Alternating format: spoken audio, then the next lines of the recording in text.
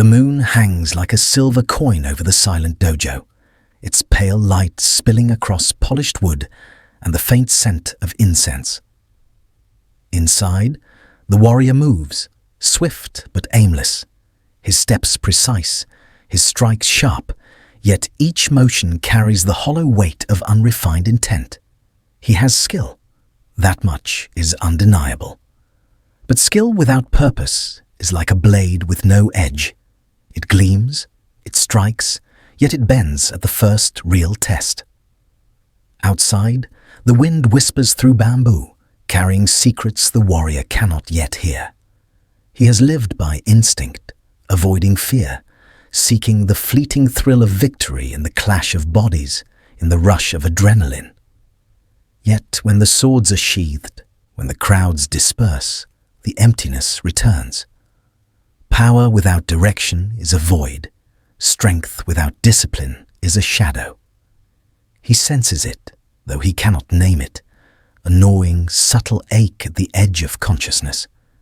And then he hears a presence before he sees it.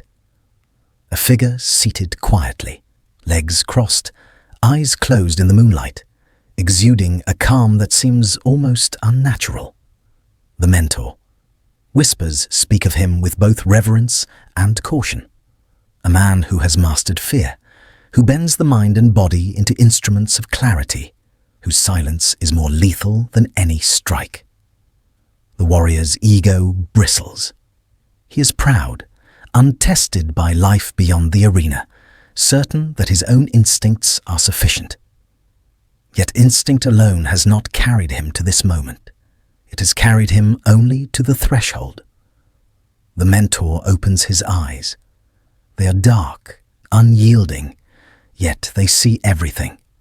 Not just the movements of the body, but the tremors of the mind, the subtle patterns of desire and fear. You move as one possessed, the mentor says softly. But possession is not mastery. Your strikes are loud, your mind is louder, and it is noise, not power, that guides you. The words cut deeper than any blade. The warrior swallows, feeling a knot in his chest tighten. He wants to argue, to justify, to cling to the illusion that talent is enough. Yet in this quiet room, the air heavy with incense and expectation, he senses that resistance is futile. The mentor's gaze pierces pretense, seeing the spark of potential beneath the layers of pride and distraction. Mastery is not claimed, the mentor continues, voice calm, deliberate. It is not given in praise or victory. It is forged in surrender, surrender to discipline, to fear, to the relentless truth of your own nature. Only when you cease to fight yourself will you begin to fight as one who is whole. The warrior kneels, not in submission, but in the first stirrings of understanding.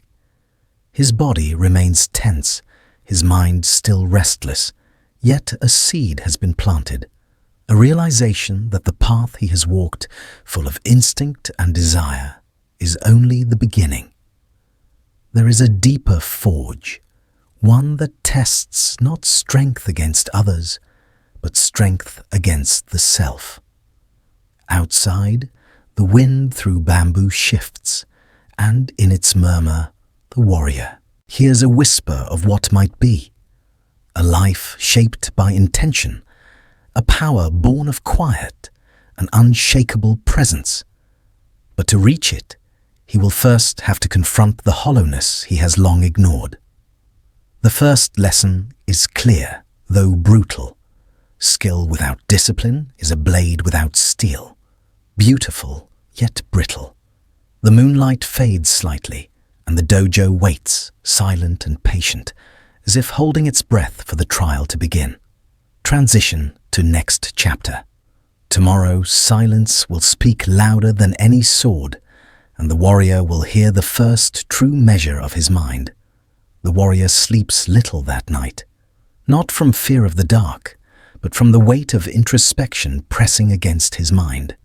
Every clash, every victory, every moment of triumph rises before him like a spectre. He begins to see the pattern. Each success he has prized, each moment of fleeting glory has been built on ego, not mastery. The body performs, yes, but the mind drifts untethered, reacting rather than commanding. It is a revelation that tastes bitter, yet in its bitterness there is clarity. Morning arrives with a chill that bites the skin and awakens the senses. The mentor stands silently outside, his figure a stillness amid the rising mist. He does not speak. He does not need to. The warrior feels the unspoken lesson. Presence commands attention, and the mere act of being disciplined is already a force stronger than any practiced strike. Under the mentor's gaze, the warrior moves through exercises he has long considered trivial. Repetitive strikes, slow, deliberate movements, the rhythm of breath syncing with motion. Every motion exposes imperfection. Every pause reflects hesitation. His pride whispers for speed, for flair, for applause. But the mentor's shadowed eyes do not flinch. He cannot cheat the process, cannot perform for approval. Discipline is patient, and the mentor is its living embodiment. By midday, the warrior begins to feel a shift. Not dramatic, not explosive, but subtle. A trembling awareness in his core. His body begins to respond not only to command, but to intention. His mind, previously a battlefield of pride and impulse, registers for the first time the quiet rules of focus. The ego must follow, not lead. Every misstep now teaches more than any victory ever has. Pain becomes a tutor, repetition becomes a key. The mentor speaks rarely, his words sparse but sharp as a finely honed blade. You fight outside, yet flee within. You have yet to see the enemy you must conquer, yourself. Until you do, every victory is a hollow echo, fading into the void. The warrior nods, feeling the weight of truth settle. He glimpses, for the first time, the paradox of the path. Mastery demands surrender, not of courage, not of strength, but of ego's claim to dictate the terms of life. Each strike, each controlled breath is now a negotiation between desire and discipline, between instinct and awareness. By evening, the dojo is quiet again. This hugged warrior sits alone, eyes fixed on the flicker of lantern light, the shadows dancing across the wooden floor. He recalls every lesson, every failure, every moment when pride would have led him astray. Slowly, he begins to understand. The hollow victories of the past are nothing compared to the slow, relentless forging of self-mastery. The night deepens. Outside, bamboo whispers in the wind as if acknowledging the shift within him. The warrior knows the road ahead will not be easy. Ego will claw, fear will tempt, and temptation to abandon the path will always linger. Yet he senses, faint but undeniable, that he has taken the first real step. The hollow warrior is no longer entirely hollow. He has glimpsed the space where skill meets discipline, and in that space, a seed of true mastery begins to take root. Transition to Chapter 2. Tomorrow the warrior will enter the silence, where the mind itself will become the battlefield, and every thought will reveal either mastery or surrender. The mountains rise like jagged teeth against the pale light of dawn, their peaks shrouded in mist, their slopes empty, but for the wind and the occasional cry of a hawk. Here, the mentor leads the warrior away from comfort, away from distraction, into a place where the world falls silent, except for the pulse of the body and the rhythm of the mind. No words are spoken. Every footstep on stone and root echoes like a bell, each sound magnified in the emptiness. The warrior feels exposed, not just physically, but inwardly. His thoughts, once buried beneath noise and action, now rising with relentless clarity. "You will not speak," the mentor finally says, a low rumble that seems to vibrate through the ground beneath their feet. "Nor will you seek entertainment, companionship, or escape.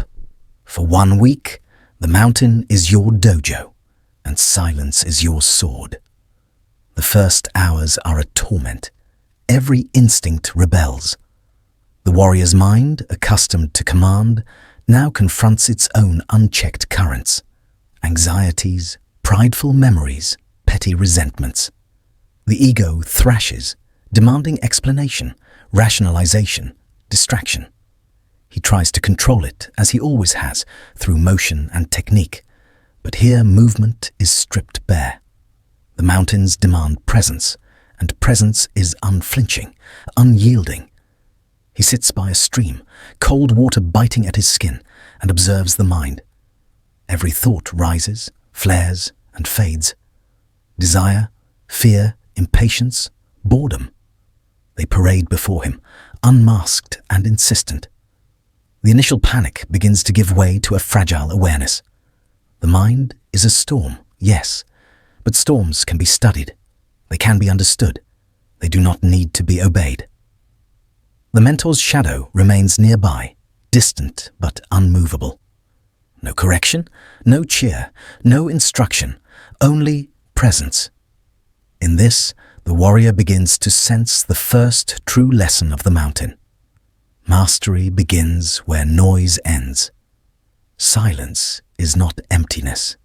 It is a forge, shaping attention, refining perception, tempering impulse.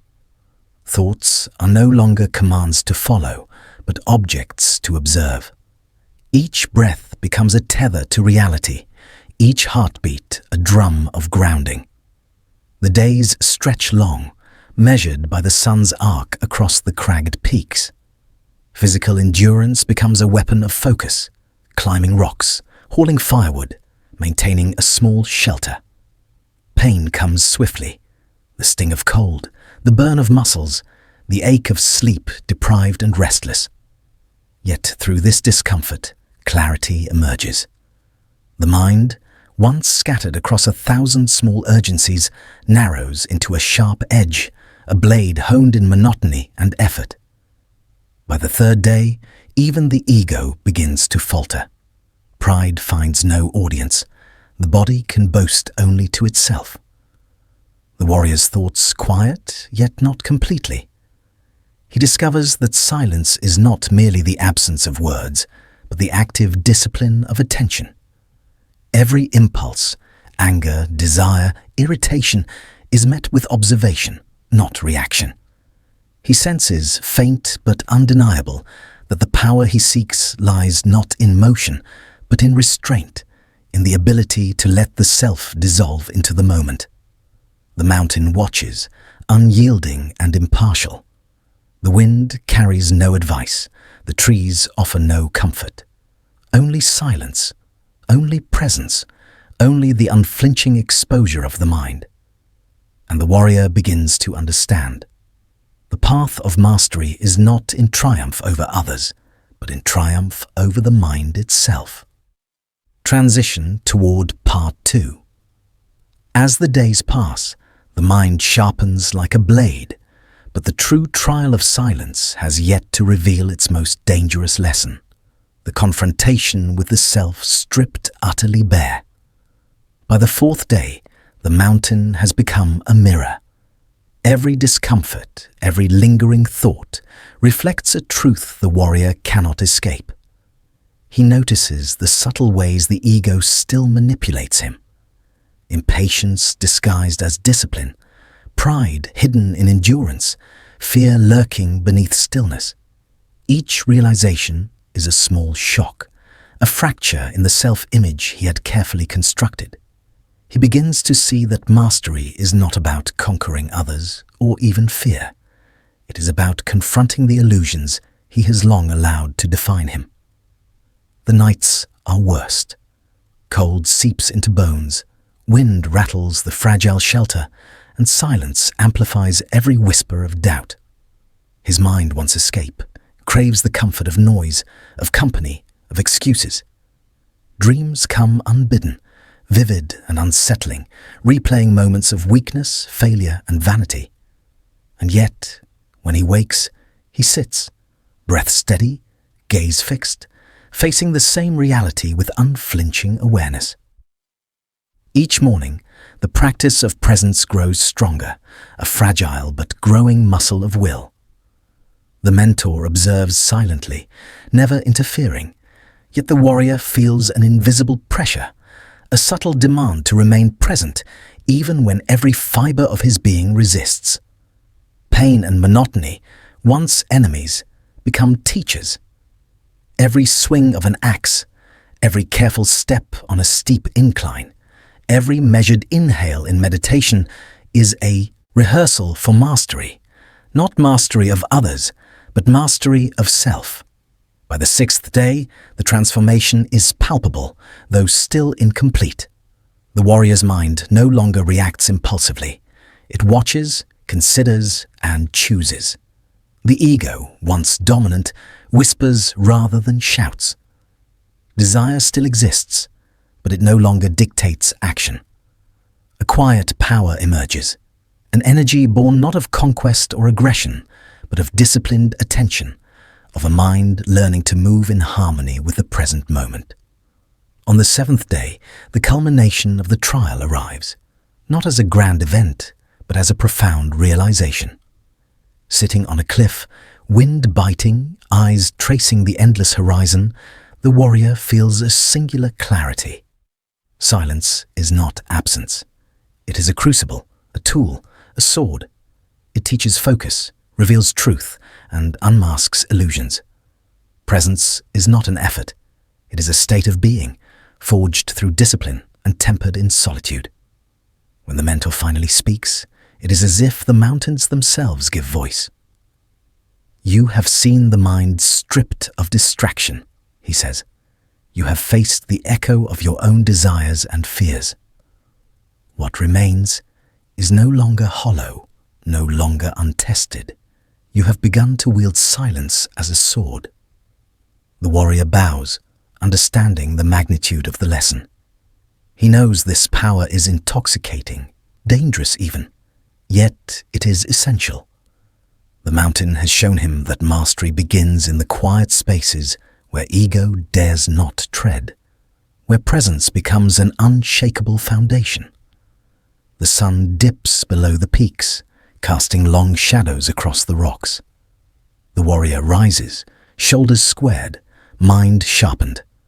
He feels the first true weight of self-command, and he knows the next trial awaits, darker and more demanding than solitude, fear itself.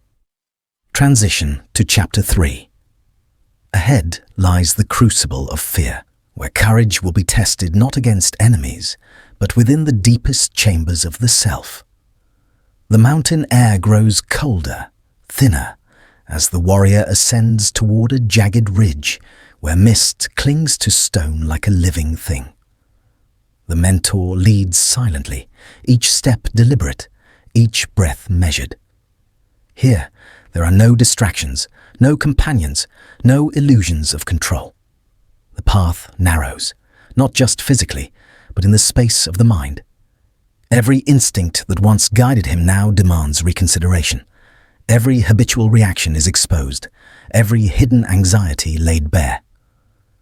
The mentor stops at a sheer cliff face. "Your first lesson begins now," he says, voice calm but carrying the weight of inevitability. "You will confront fear, not a shadow of it, not a controlled exercise, but the raw, unshaped force you have long denied exists. Courage is not the absence of fear. It is action in its presence." The warrior stares downward, the drop vanishing into clouds, heart thudding. Heights have always unnerved him, but here there is no room for avoidance. The mind rattles with visions of failure, of falling, of humiliation. Each thought screams to retreat, yet the mentor's presence is a tether, steady and unyielding. He cannot escape. Not physically, not mentally, not if he seeks mastery. The first ascent is grueling. Cold wind bites, muscles scream, and each step demands conscious effort. Panic flares in the chest, mind racing with what-ifs. And yet, with every measured movement, a strange realization emerges. Fear itself is neutral. It is neither master nor enemy. It is a signal, a teacher, a force that tests clarity, focus, and presence. To move despite fear is not to erase it, but to acknowledge it and proceed. Next comes isolation. The warrior is sent to a high plateau, alone, with nothing but a sleeping mat and a small fire. Days stretch in silence. Hunger gnaws, exhaustion clouds thought, and doubt creeps like shadow at the edges of consciousness. Here, fear mutates. It is no longer just a reaction to height, but to emptiness, to uncertainty, to the truth of his own fragility. Nights are endless, each gust of wind a reminder of mortality. Every instinct whispers surrender, yet surrender is precisely what mastery forbids. When the mentor returns, it is to introduce controlled combat. The warrior faces opponents stronger and faster, yet the test is not of body, but mind. Panic is the true adversary. Every strike that misses, every feint that breaks rhythm, every miscalculation is amplified by internal terror. He feels the ego scream, threatening collapse. But now he remembers the mountain, the silence, the breath. Presence becomes armor. Awareness becomes weapon. Each action is deliberate, each reaction tempered by observation. Pain surfaces, not the pain of the body, but the pain of confronting limitations long ignored. Muscles ache, lungs burn, and yet the warrior moves with purpose, letting fear inform without controlling. Every moment becomes a lesson in humility and strength, a paradox he must embody fully if he is to survive this crucible. By the final day of these trials, the warrior stands on the ridge once more, mist swirling around him, heart steady, mind clear. Fear has not vanished, it cannot, but it has been reframed. He has touched the edge of panic and chosen presence over flight, observation over reaction, discipline over instinct. The first stage of the crucible is complete, yet deeper challenges loom, demanding mastery not just of fear, but of self entirely. Transition toward Part 2. Soon, the warrior will face the full spectrum of terror, where every test strips comfort, identity, and certainty, and where courage becomes both sword and shield.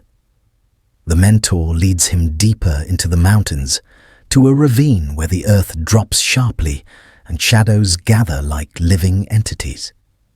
Here, each challenge is designed to confront fear in its rawest forms: isolation, darkness, exposure, and the unpredictable violence of nature itself. The warrior feels his pulse quicken as he navigates unstable ledges, wind threatening to topple him, and the roar of unseen torrents echoing from below. Every step is a negotiation between instinct and intention. The mountain offers no mercy. It only demands presence. The controlled combat escalates. Opponents are not only stronger, they anticipate, adapt, and exploit weakness with precision. Here, the warrior experiences the duality of fear and action. The body trembles, the mind screams, yet deliberate movement remains possible. Pain, exhaustion, and doubt are no longer distractions. They are instruments. He learns that courage is forged in moments where comfort is impossible, where survival depends not on strength alone, but on composure. Each misstep teaches humility. Each strike landed demands respect for both self and opponent. One night, isolated on a narrow ledge with only the stars for company, the warrior confronts his deepest terror: the fear of inadequacy, of failure, of dying unfulfilled. Thoughts of the life he has led, fleeting victories hollow and meaningless, surge through him. He feels panic, a gripping, visceral reminder of mortality. Yet as he breathes, as he sits in the raw presence of fear, he realizes something profound. Fear does not control the one who faces it squarely. Courage is not denial. It is action amidst the trembling. The days stretch onward, each test more demanding than the last.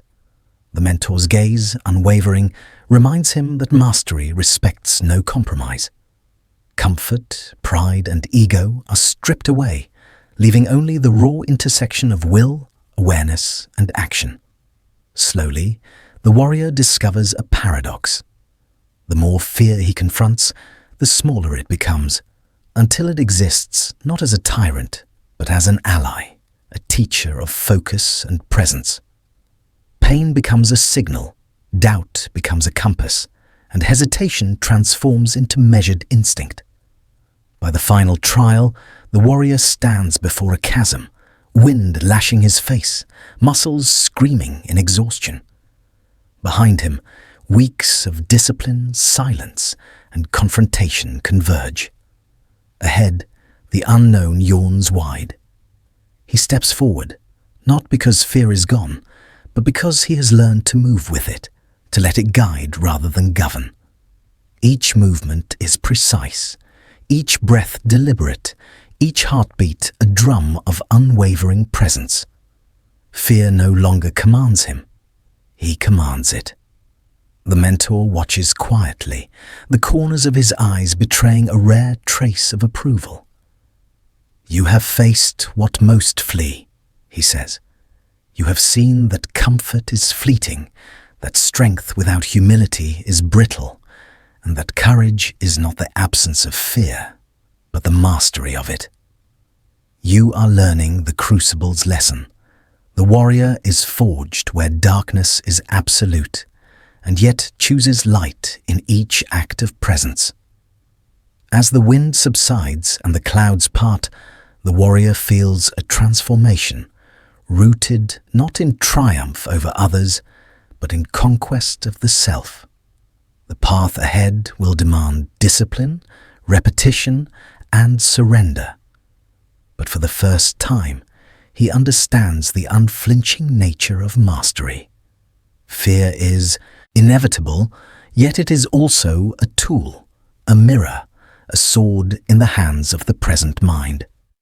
Transition to Chapter 4. Ahead lies the relentless rhythm of practice, where discipline will weigh heavy and the warrior will discover that true strength is built in repetition and silent obedience to process. The sun rises over the dojo like a quiet command, spilling light across wooden floors, worn smooth by centuries of repetition. The warrior returns from the mountains, body still tempered by the crucible of fear, mind sharpened by silence, yet untested in the relentless rhythm of daily discipline. Here, mastery is no longer measured in dramatic trials or fear confronted. It is measured in repetition, in monotony, in the invisible building of strength that no one outside this room will witness. Each morning begins before dawn. The air is cold, each breath a visible thread curling in the silence. The warrior moves through exercises he once considered mundane. Strikes, blocks, forms repeated endlessly, feet sliding across the floor with a precision that demands more than muscle. It demands presence. Pain is constant. Muscles scream. Joints ache. The mind, restless by nature, seeks shortcuts, excuses, clever tricks to bypass the effort. And yet, the mentor's presence is unwavering, a shadow of unyielding expectation. "Discipline is not punishment," the mentor intones, voice low and firm. "It is the weight you bear willingly to become unshakable. Strength is forged where the world is absent, where only effort exists." The first hours feel endless. The warrior moves through forms, correcting mistakes he had never noticed before, his body stubbornly resisting, his mind whispering rebellion. Every strike, every stance, every breath becomes an exercise in surrender. Not surrender to another, but to process itself. Ego chafes against the monotony. Pride bristles at the absence of audience, applause, or immediate reward.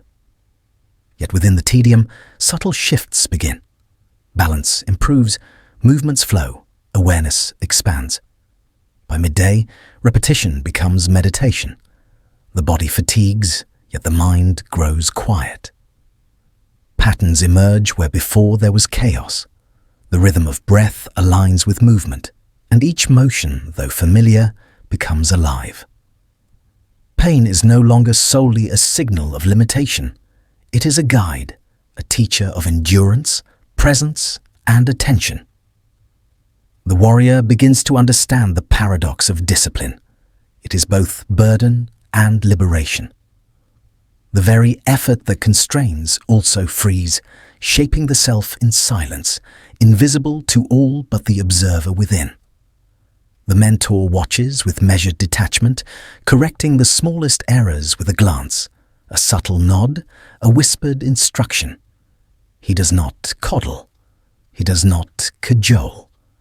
He reminds silently that mastery is earned only in obedience to process, not in the fleeting thrill of demonstration. Do not seek glory in victory, he says. Seek it in consistency, in presence, in the quiet accumulation of unseen excellence. The afternoons stretch into evenings filled with study, ancient texts, tactical movements, philosophy of the warrior's path, and the quiet observation of nature, its rhythms, its cycles, its subtle lessons in patience and adaptability. Each repetition, each page read, each motion practiced again and again builds a foundation stronger than any sudden surge of effort. The warrior senses it. The world will never see this labor, yet it is the only path to unshakable mastery. By nightfall, sweat drips from the warrior's body, muscles burn, and the mind is both exhausted and alert. He sits alone, reflecting on the day's relentless rhythm. Discipline has revealed itself not as a teacher of technique alone, but as a sculptor of self, quiet, unyielding, invisible, yet absolute. The first true taste of inner power rises, strength that is not for show, but for life, fully embodied in body, mind, and spirit. Transition toward part 2. Tomorrow, repetition will deepen, fatigue will intensify, and the warrior will confront the subtle, often invisible adversary, the whisper of ego challenging the necessity of process. The second week begins with no fanfare. Dawn arrives, pale and indifferent, and the warrior rises with it, muscles tight, body craving rest, mind tempted by shortcuts. But here, discipline is uncompromising. Every motion, every strike, every form must be executed with exacting precision, regardless of fatigue, boredom, or frustration. The mentor does not intervene unless necessary. His presence is a quiet, unwavering demand for self-accountability. The lesson is clear. Mastery is found in the unglamorous, in repetition that no one witnesses, in effort that tests patience as much as body. Pain becomes a constant companion. Fingers blister on wooden handles, feet ache from endless stances, shoulders strain under the weight of repeated motions. Yet through it, the warrior discovers subtle victories.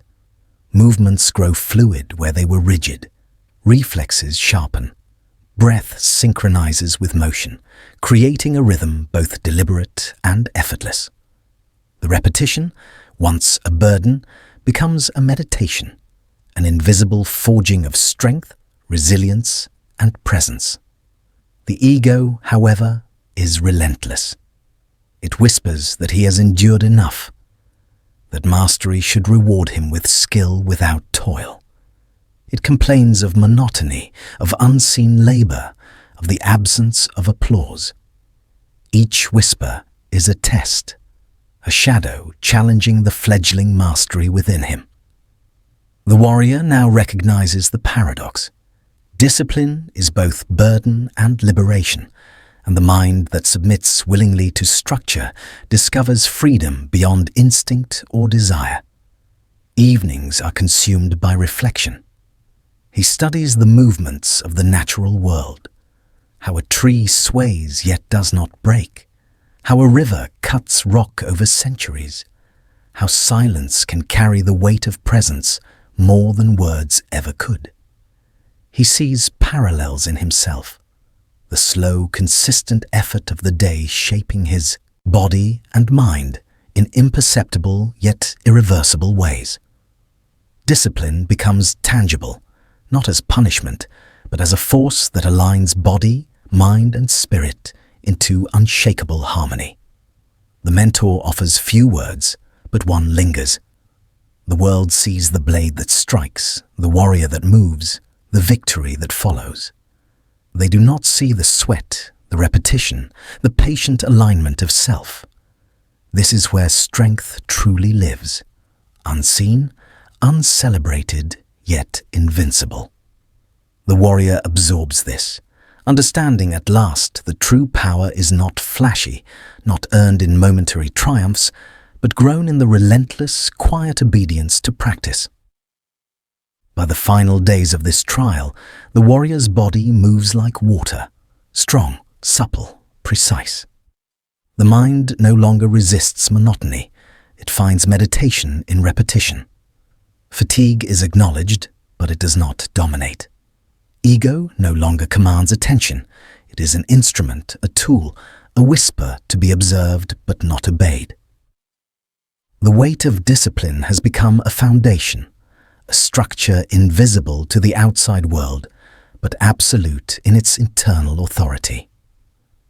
As the sun sets over the dojo, casting long shadows across polished floors, the warrior feels the first true emergence of mastery, not in triumph, not in accolades, but in the unyielding surrender to the process itself. He has discovered that strength is invisible, patience is power, and discipline is the crucible through which mastery is forged. Transition to Chapter 5. Now, the warrior must confront the final adversary before true mastery, the ego, the illusion of self that has long dictated desire and defined worth. The dojo is quiet in the early morning, the air heavy with the scent of incense and polished wood. The warrior enters, body honed by repetition, mind tempered by silence and fear. Yet a new challenge awaits, one that no exercise, no mountain, no duel can fully prepare him for. The mentor stands, calm and still, eyes tracing the subtle lines of tension in his pupil. Today, you face the only adversary that cannot be struck down with strength nor tamed with discipline, he says. You face yourself. The warrior's heart quickens. He has faced fear, pain, exhaustion, and monotony, yet the ego, his own mind, his pride, his illusions, remains an untested battlefield. He has measured skill against others, endurance against mountains, courage against chaos, but never truly confronted the self that deceives, rationalizes, and clings to superiority. Now, the mentor will hold up a mirror, and the reflection is unforgiving. The first trial begins with sparring, not against strangers, not against those seeking to best him, but against the mentor himself. Every movement the mentor executes is deliberate, exposing weaknesses, exploiting habits, and revealing the warrior's subtle arrogance. Each parry, each feint, each strike unmasks not just physical vulnerability, but the mental rigidity that lingers despite previous trials. The warrior feels the familiar surge of ego, frustration, pride, denial. But now these impulses are illuminated. Every failed strike is magnified, every hesitation is mirrored, and there is no escape from observation. Dialogue becomes the second trial. The mentor asks questions that cut deeper than any blade. Why do you fight? For glory, for approval, for the illusion of control, or for mastery? The warrior struggles, fumbling answers that once would have sufficed. He begins to perceive the ego's patterns, the subtle insistence on proving worth, the attachment to identity, the illusion of superiority. Each reflection shatters a carefully constructed belief, leaving him exposed and vulnerable, raw in the quiet of the dojo. The third trial is reflection. Alone, he examines his victories, his defeats, his desires, and his resentments.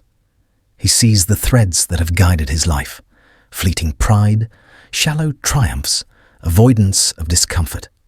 The mirror reveals how many battles were fought not for mastery, but for affirmation. The insight is brutal. Pride, the same force that drove him to excel, now appears as the mask that has kept him from true power. The warrior is forced to confront that self-congratulation, ambition, and envy have long distorted his perception of strength. By the end of this first part, he begins to grasp the paradox of mastery. True power is not assertion, but understanding, not domination, but restraint. Ego is not to be destroyed. It is to be recognized, measured, and harnessed. The warrior senses that the path ahead requires integration of all previous lessons, discipline, courage, presence, silence, into a coherent whole. Each tool he has learned becomes meaningful only when the self that wields it is fully seen and disciplined. The dojo is silent once more, yet the air feels charged. The warrior sits, reflecting on the cracks ego has revealed. He realizes that victory over others is meaningless without victory over self, and that the journey toward mastery is unending, each failure instructive, each revelation a doorway to deeper understanding. Transition toward Part 2. In the coming trials, the warrior will confront a shattering failure, one that strips pride entirely and forces him to wield ego not as master, but as servant. The pivotal moment arrives unexpectedly. During a sparring session, the warrior misjudges a strike, leaving himself fully exposed. The mentor's response is precise, merciless, and flawless, an unyielding reflection of his miscalculation. Pride shatters instantly, ego laid bare in a raw, humiliating moment.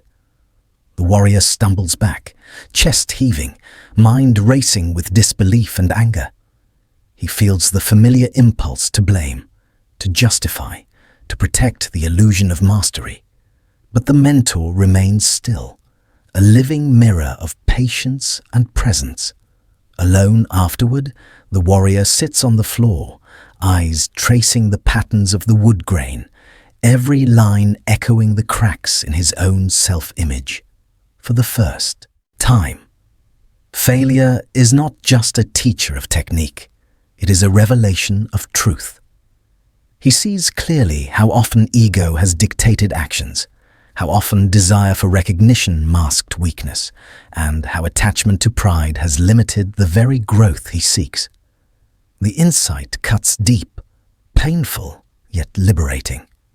The mentor's voice breaks the silence. Strength without understanding is brittle. Power without restraint is chaos. You have glimpsed the truth of the self, and only when you integrate this knowledge will your mastery endure. In the following days, the warrior practices with renewed intention. Each strike, each stance, each measured breath is now informed by reflection. Ego is no longer an obstacle to be denied. It is a tool to be wielded with awareness. Pride does not vanish, but it no longer dictates action. Desire persists, yet it becomes fuel for discipline rather than distraction. Slowly, the lessons of silence, fear, and repetition coalesce into a unified practice, a rhythm of body and mind that feels like a living extension of the self rather than an imposition upon it. The transformation is subtle, almost imperceptible to the untrained eye, yet unmistakable to the warrior. Movements are precise yet fluid, reactions measured yet instinctive. The mind, once scattered and reactive, now observes, adjusts, and aligns in real time. Presence becomes second nature, courage a constant companion, and ego a servant rather than master. The warrior recognizes that mastery is not a destination, but an ongoing negotiation with self. Each victory temporary, each failure instructive, each moment an opportunity to refine understanding. The mentor nods, the faintest trace of approval in his eyes. "You have faced yourself," he says. "You have seen what is hollow, what is fleeting, and what is eternal. Remember this. Mastery is ruthless because it dismantles illusions. Ego is not your enemy. It is your measure." The warrior rises, stepping into the fading light of day. The dojo is quiet, the air carrying the weight of insight. He senses that the path of self-mastery is now clearer, though infinitely more demanding. Ego has been confronted, reflected, and integrated. Strength, presence, and discipline now flow through him, not as learned skills, but as living expression of a mind tempered by truth. Transition to Chapter 6. The final stage awaits, a test of integration where mind, body, and spirit converge, and the warrior must embody mastery in its most complete form. Dawn breaks slowly, spilling gold over the dojo's courtyard, illuminating the warrior in quiet light. The air is crisp, filled with the scent of pine and earth, carrying the promise of culmination. The mentor stands opposite him, eyes calm yet commanding, waiting. No words are exchanged. The journey of discipline, silence, fear, and ego has led to this moment, the ceremonial confrontation where mastery is no longer theoretical, but alive, embodied, tested in the seamless unity of mind, body, and spirit. The first movement is subtle, a bow, precise and deliberate, but it is the stillness beneath it that carries weight. The warrior has learned that mastery is not aggression, it is presence. Every motion that follows, steps, strikes, blocks, is executed not with thought, but with instinct honed through reflection and discipline. The mind and body move as one, a fluid extension of intention rather than ego. Silence, once daunting, is now an ally. Fear, once consuming, is now fuel. Ego, once a tyrant, is now a tool under command. The mentor tests him with sequences of controlled attacks, feints, and unpredictability. Each strike is designed to provoke, to challenge, to tempt the warrior into reaction rather than presence. Yet the warrior flows. Every response is precise, instinctive, and yet conscious. An elegant balance of discipline and freedom.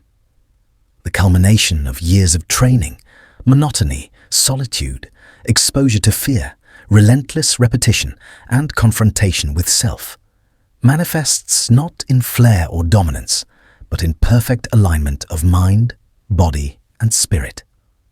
Physical mastery is only one layer. The mentor probes the warrior's awareness, testing patience, humility, and restraint. The warrior's responses are measured. He moves without attachment to outcome, strikes without desire to dominate, reacts without ego dictating intent. The tests are subtle, almost imperceptible, a lingering gaze, a delayed motion, a shift in rhythm. But each is recognized and integrated instantly. Presence is absolute. Emotion rises quietly but powerfully. There is no triumphalism, no surge of pride, only the deep satisfaction of alignment. The rare, silent certainty that body, mind, and spirit are coherent instruments, ready for any challenge. This is mastery stripped of spectacle. It is not performed for applause or recognition. It exists fully in the moment, observable only to those who can see it in its quiet perfection. The mentor finally steps back, the air heavy with unspoken acknowledgement. "You have walked the path few endure," he says softly. "You have faced fear, discipline, and the mirror of self. What you carry now is not strength alone, but command of self, presence unshakable, courage inseparable from awareness, ego tempered as tool, not master." The warrior stands, silent, feeling the culmination of the long, ruthless journey. Every lesson, every trial, every moment of suffering and reflection converges here, not as memory, but as living power. He realizes that mastery is not an end point. It is a state of being, continuously renewed, always tested, eternally demanding. Transition toward part 2. The final measure awaits as the warrior steps beyond the dojo, into the world, to embody mastery not in ceremony, but in life itself. The warrior steps beyond the dojo gates, the morning light stretching across valleys and peaks. The world is unchanged, yet he perceives it differently. Each sound, each movement, each breath is alive with potential, and he moves not to conquer it, but to be present within it. Mastery is no longer a goal or a trial. It is a living state, expressed in the harmony of action and awareness, in the quiet command of self, rather than the illusion of control over others. The mentor follows, silent, allowing observation without interference. The warrior navigates challenges that once would have provoked fear, hesitation, or pride. Obstacles arise, unexpected motions in the environment, shifting terrain, the unpredictability of others, but he moves through them with composed instinct. Presence guides his choices, courage tempers action, ego does not dictate response. He is no longer reacting, he is embodying mastery. Every decision an extension of alignment forged over years of relentless discipline. Moments of reflection come naturally. The wind through bamboo, the ripple of water over stones, the call of birds, all are reminders of the lessons learned. Silence shapes clarity, fear teaches courage, repetition builds strength, and ego is only a tool. The warrior feels no arrogance, only awareness. No attachment, only observation. No demand for recognition, only integration of self with the moment. Each step, each motion is both action and meditation, a testament to the path endured. The mentor finally speaks, voice carrying the weight of approval and subtle pride. "Few reach this understanding," he says. "Most abandon the path at the first discomfort, the first exposure of self, the first surrender. You have glimpsed the ruthless level of mastery many cannot endure. Remember, the path continues, and mastery is not owned. It is lived moment by moment, breath by breath, choice by choice." The warrior nods, feeling the resonance of those words deep in his bones. He understands now that mastery is eternal, demanding, yet profoundly liberating. The sword is not in the hand alone. It is in the mind, the breath, the body, the spirit. Strength is not in conquest, but in presence. Fear is not absence of power, but a teacher of clarity. Ego is not enemy, but a servant. Silence is not emptiness, but a forge. Discipline is not burden, but the foundation of unshakable self-command. As he walks alone into the dawn, the world bathed in golden light, the transformation is complete. The warrior is no longer the hollow man who sought glory in instinct and fleeting victory. He has become an embodiment of mastery, patient, present, disciplined, courageous, and aligned. The path will continue to challenge, to test, and to refine. But he now carries the unassailable power that comes from knowing, moment by moment, how to command oneself fully. Closing moral. The ruthless level of self-mastery is not in defeating others. It is in conquering the self, choosing discipline over desire, presence over ego, and courage over fear, every moment of every day.